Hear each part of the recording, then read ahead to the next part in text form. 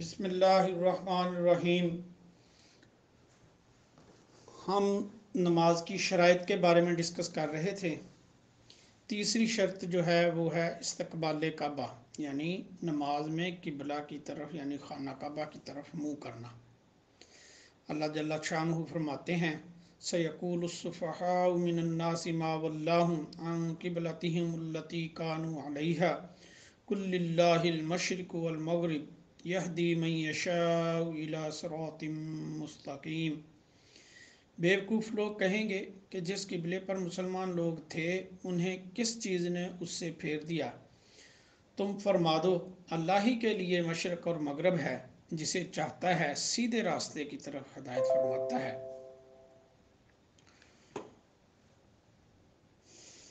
मसला नंबर 50, यानी ये मसले का मतलब है केस के ये मुख्तलिफ़ केसेस को डिस्कस किया जाता है इसमें। तो खाना काबा के अंदर नमाज पढ़ेंगे तो हो जाएगी, छत पर पढ़ेंगे हो जाएगी, लेकिन छत पे चढ़ना मना है। तो अगर सिर्फ हतीम की तरफ मुँह करके नमाज पढ़ेंगे या उसके इर्द गिर्द यानी खाना काबा ना आया, उस मतलब उस तरफ ना हुआ, तो नमाज नहीं होगी। नमाज की डायरेक्शन ये जो है इसको समझें कि ये आप हैं, और जो ये बनता है रे और जीम के दरमियान का एरिया जो मैंने टिक कर दिया है, अगर किबला से जो एक्चुअल किबले की डायरेक्शन है उससे अगर इतना भी हम थोड़ा सा हट दें फासले से, जितनी दूर हम पाकिस्तान में हैं, तो नमाज हो जाएगी। लेकिन अगर इससे ज़्यादा हटेंगे, जिधर मैंने क्रॉस लगा दिया है, तो वहाँ नमाज नहीं होगी। जो शख्स इस्तकबाल किबला से आजज़ हो, मसलन मरीज़ है और उसमें मतलब कुव्वत ही नहीं है कि वो रुख बदले, और वो कोई ऐसा है भी नहीं जो उसको इस तरह से मतलब कर दे, या कोई किसी ने अपनी अमानत का माल है जो चोरी होने का ख़दशा है कि अगर कश्ती के तख्त या ऐसा है कि कश्ती के तख्ते पर बहता जा रहा है और सही अंदेशा के इस्तकबाल करे तो डूब जाएगा, यानी खाना काबा की तरफ मुँह करेगा तो डूब जाएगा। या शरीर जानवर पर सवार है, जैसे घोड़े शोड़े होते थे ऊँट हैं, कि वो एक दफ़ा बैठ गए फिर मतलब जो है किसी दूसरे ने सामने से पकड़े बगैर वो बैठने नहीं देते। या बूढ़ा है कि एक दफ़ा उतर गया तो दोबारा चढ़ा नहीं जाएगा। तो इस तरह की जो सूरतें हैं, तो उसमें जिस रुख नमाज पढ़ सके पढ़ ले, और उसको दोहराने की भी ज़रूरत नहीं है। हाँ, सवारी के रोकने पर अगर कादर हो तो रोक कर पड़े, और मुमकिन हो तो किबला की तरफ मुँह करे, वरना जैसे भी हो सके। और रोगरे में काफ़िला जो है वो गुज़र जाने का, गुम हो जाने का ख़तरा हो, तो फिर सवारी ठहराना भी ज़रूरी नहीं है, यूं ही मतलब चलता रहे और पढ़ता रहे। अगर किसी शख्स को किसी जगह किबले का पता ना हो, और ना कोई ऐसा मुसलमान हो जो बता दे, ना वहाँ मस्जिदें महराबें हों जैसे यूरोप वगैरह में बंदा होता है, ना सूरज सितारे से मतलब आपको इतना पता चल सके, तो इसके लिए तहर्री करना है, यानी आंखें बंद करके सोचे कि किबला किस तरफ होगा, तो जिधर दिल जमे उधर ही मुंह करे, और उसके हक में वही किबला है। तहर्री करके यानी सोच के अगर नमाज पढ़ी, बाद को मालूम हुआ कि किबले की तरफ नमाज नहीं पढ़ी, नमाज हो जाएगी, इसके दोहराने की ज़रूरत नहीं है। ऐसा शख्स अगर बग़ैर तहर्री के किसी तरफ मुंह करके नमाज पढ़े तो नमाज नहीं होगी, अगरचे वाकई ही उधर ही किबला हो, तो वो नमाज दोबारा पढ़नी पड़ेगी।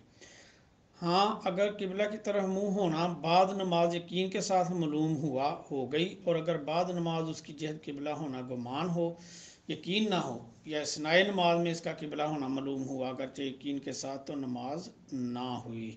यानी अगर किबले की तरफ मुंह होना बाद में यकीन के साथ मालूम हुआ तो हो जाएगी कि जिधर नमाज पढ़ी थी उधर ही किबला है। अगर शक ही हो कि जी इधर ही था, तो फिर नहीं होगी, क्योंकि तहर्री भी नहीं की और किबला भी उधर नहीं था, पक्का नहीं है। और अगर यकीन के साथ हो तो नमाज नहीं हुई, यानी अगर पक्का पता हो कि इधर किबला नहीं है तो फिर नमाज नहीं हुई। अगर सोचा और दिल में किसी तरफ किबला होना साबित हुआ मगर उसके खिलाफ दूसरी तरफ उसने मुंह किया, नमाज नहीं हुई। यानी तहर्री की, लेकिन तहर्री कह रही थी कि दाएं तरफ है, तो हमने पढ़ लिया बाएं तरफ, तो नमाज नहीं होगी। ठीक है, अगरचे वाक़या ही बाएं तरफ किबला वाक़या हो, इधर मुंह किया, अगरचे बात को यकीन के साथ इसी को किबला होना मालूम हो। अगर कोई जानने वाला मौजूद है और इससे दरियाफ्त नहीं किया, खुद गौर करके किसी तरह को पढ़ ली, तो यानी अब मौजूद भी था, हमने खुद ही दिल में सोचा इस तरफ है, दाएं तरफ है, हमने उस तरफ को पढ़ ली, तो अगर किबला दाएं तरफ है तो हो गई। अगर किबला बाएं तरफ है या आगे पीछे किसी तरफ है तो फिर नहीं हुई। तो ये शर्तें हैं, मतलब जो हम डिस्कस कर रहे हैं। तो इसमें नमाज का वक्त होना भी एक शर्त है, यानी मगरिब का वक्त हो गया हो, नमाज वक्त से पहले नहीं पढ़ी जा सकती, वक्त के बाद नहीं पढ़ी जा सकती। इसकी डिटेल जो है वो अलहदा पूरा चैप्टर है, उस पर हम इंशाल्लाह अलहदा से एक प्रोग्राम कर देंगे नमाज के वक्त के बारे में। पांचवी शर्त है नीयत की। तो नीयत के बारे में हमें अहादीस में, आयात में पता चलता है।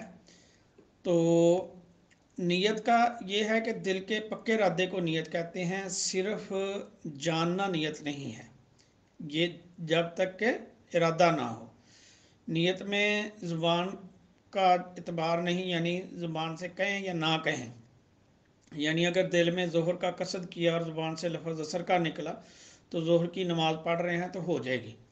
नीयत का अदना दर्जा ये है कि अगर कोई आपसे अचानक पूछ ले कि कौन सी नमाज़ पढ़ रहे हो, तो हम फ़ौरन कह दें कि जी ज़ोहर की, असर की, तो ये नीयत है। ऐसी हालत में तो नमाज हो जाएगी। अगर हम सोच के बताना पड़े तो फिर वो नीयत सही नहीं है। ज़ुबान से कह लेना बेहतर है, मुस्तहब है, सवाब है, और इसमें कुछ अरबी की तखसीस नहीं कि अरबी में कहा जाए, पंजाबी उर्दू में भी कह सकते हैं। और ये कहना चाहिए कि मैंने नियत की, ये नहीं कि कर रहा हूँ या करूँगा, नियत की यानी कर ली है, अब पक्का हो गया। और अल्लाह अकबर कहते वक्त नियत पक्की हो तो ज़्यादा बेहतर है। तकबीर से पहले नियत जो है वो करनी है, और तकबीर यानी अल्लाह अकबर कहने से पहले पहले नियत होनी चाहिए, पता होना चाहिए फ़र्ज़ पढ़ रहा हूँ, सुन्नत पढ़ रहा हूँ, नफल पढ़ रहा हूँ, क्या कर रहा हूँ। और नमाज की नियत के दरमियान कोई अमर अजनबी, मसलन खाना पीना, कलाम वगैरह, वो नमाज में निगाह मुतल्लक यानी फाजल ना हो, नमाज हो जाएगी। अगरचे तहरीमा के वक्त नियत हाजिर ना हो।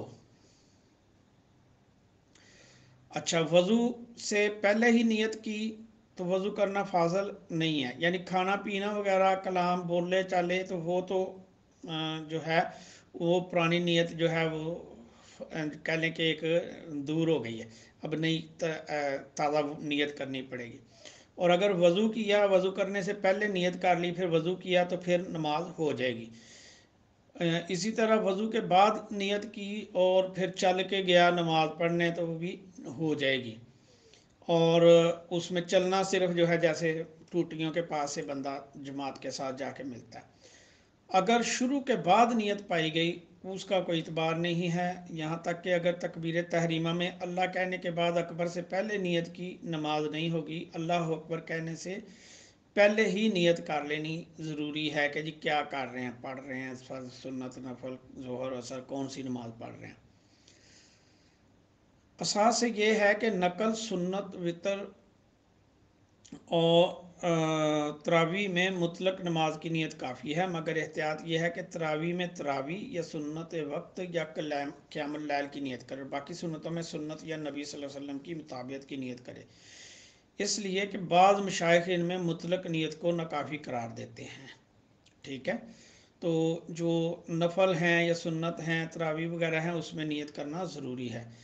नफल नमाज के लिए मुतलक नमाज की नियत काफ़ी है, अगरचे नफल नियत में ना हो। फ़र्ज़ नमाज में नियत फ़र्ज़ भी ज़रूरी है, यानी मुतलक नमाज या नफल वगैरह की नियत काफ़ी नहीं।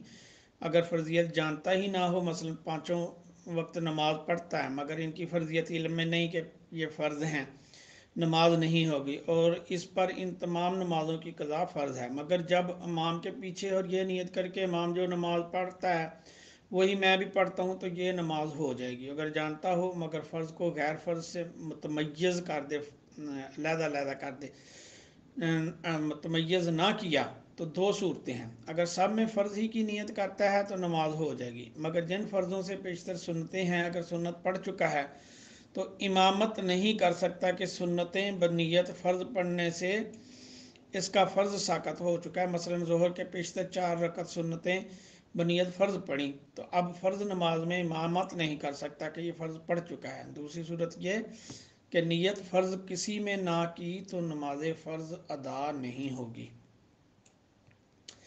फ़र्ज़ में ये भी ज़रूरी है कि उस ख़ास नमाज मसलन ज़ोहर या असर की नीयत करे, या मसलन आज की ज़ोहर या फ़र्ज़ वक्त की नीयत वक्त में करे, मगर जुमा में फ़र्ज़ वक्त की नीयत काफ़ी नहीं, खुसूसियत जुमा की नीयत ज़रूरी है। अगर वक्त नमाज ख़त्म हो चुका और इसने फ़र्ज़ वक्त की नीयत की तो फ़र्ज़ नहीं होगा, खा वक्त का जाता रहना उसके इल्म में हो या नहीं।